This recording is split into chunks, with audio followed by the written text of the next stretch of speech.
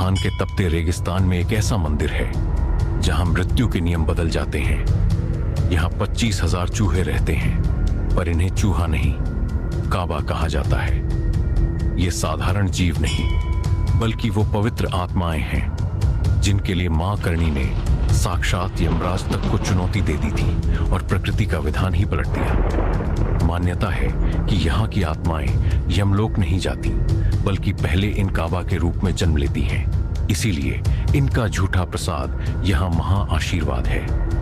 पर सावधान, अगर गलती से भी एक चूहा आपके पैरों के नीचे दब गया तो इसका प्रायश्चित आपकी कल्पना से भी परे है। आखिर कौन थी मां करणी और क्या है ये अलौकिक रहस्य? आइए जानते हैं। कहानी शुरू होती है 14वीं शताब्दी के राजस्थान से, जहां एक चारण परिवार में जन्म हुआ मां करणी का।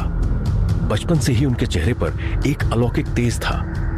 लोग समझ गए थे कि वे कोई साधारण स्त्री नहीं, बल्कि उनकी भविष्यवाणियों पर राज्य बसते थे और भीषण होने वाले संग्राम रुक जाते थे। इसी दौरान उनके परिवार में एक बालक था, लक्ष्मण। वह उनका सगा पुत्र नहीं, उनकी बहन का बेटा था, पर माता उसे अपने प्राणों से भी बढ़कर मानती थी। पर नियति को कुछ और ही मंजूर था।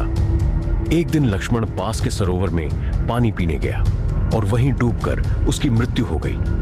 इस खबर ने माता को शोक से भर दिया।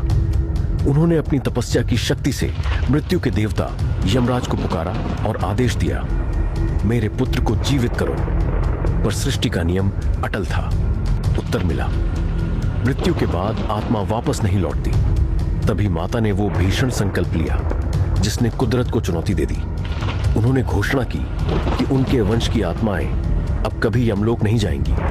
माता ने संकल्प किया कि उनके वंशज पहले एक मध्य रूप में जन्म लेंगे और फिर मानव रूप पाएंगे। मान्यता है कि उसी दिन से इस मंदिर में ये काबा जन्म लेने लगे।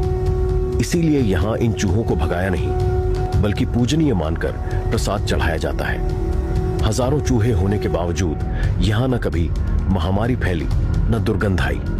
लेकिन यह रहस्य यहीं खत्म नहीं होता। क्या आप जानते हैं कि इस मरुस्थल के बीच इस भव्य और विशाल मंदिर की स्थापना आखिर किस शासक ने करवाई थी?